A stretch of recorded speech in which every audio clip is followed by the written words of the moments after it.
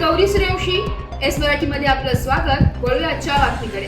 संयुक्त जयंती उत्सव कमिटी कसबे वणीतर्फे आज आदिवासी समाजाच्या आरक्षणामध्ये धनगर समाज असो किंवा कोणत्याही समाजाला आरक्षण देता कामा नये व धनगर समाज किंवा कोणत्याही समाजाला आरक्षण द्यायचे असेल तर द्या, परंतु आदिवासी समाजामध्ये आरक्षण देऊ नये असे निवेदन देण्यात आले। संयुक्त जयंती उत्सव कमिटी यांच्या मार्फत माननीय नामदार एकनाथजी शिंदे साहेब, मुख्यमंत्री महाराष्ट्र राज्य यांचा सेवेसी कसबे वणी पोलीस स्टेशन यांना हे निवेदन देण्यात आलंय। या प्रसंगी सागर चौधरी, मनोज खांडवी, बिरसा झोपडे, विशाल उमाप, इंद्रजित खांडवी, रवी भोये, साक्षीताई बागुल कार्यकर्ते उपस्थित होते। आज वणी पोलीस स्टेशनला संयुक्त जयंती उत्सव कमिटीच्या वतीने आदिवासी पेसा भरती त्वरित सुरू व्हावी आणि धनगरांच्या संदर्भात ते आदिवासी असल्याचा कोणताही असंविधानिक निर्णय शासनाने घेऊ नये असं आपण निवेदन देण्यात आलं आहे।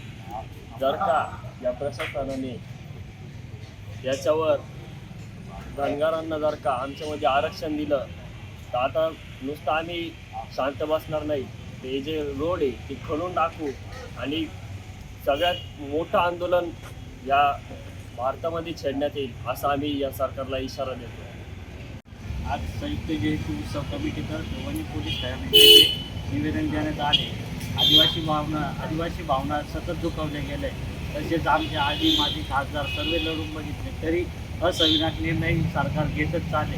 तसेच पाठपुरावा करून दोनदा हायकोर्टाने आमच्या बाजूने निकाल दिला आहे, तरी धनगर समाज नेहमी आमच्याबद्दल रोड आणि निर्माण करून सरकारला मागण्या मान्य करण्यासाठी कोण निर्माण करत आहे, तरी सरकारने असा कोणताही असंविधानिक निर्णय घेऊ नये। घेतल्यास आदिवासी समाज हा मोठ्या प्रमाणात दखल घेईल।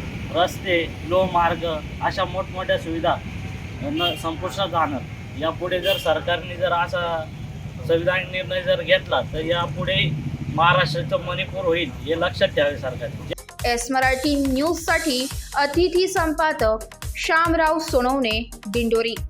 अशाच नवीन ताज्या घडामोडी जाणून घेण्यासाठी आमच्या एस मराठी न्यूज चॅनेलला लाईक करा, शेअर करा, सबस्क्राईब करा आणि बेल आयकॉनला क्लिक करायला विसरू नका।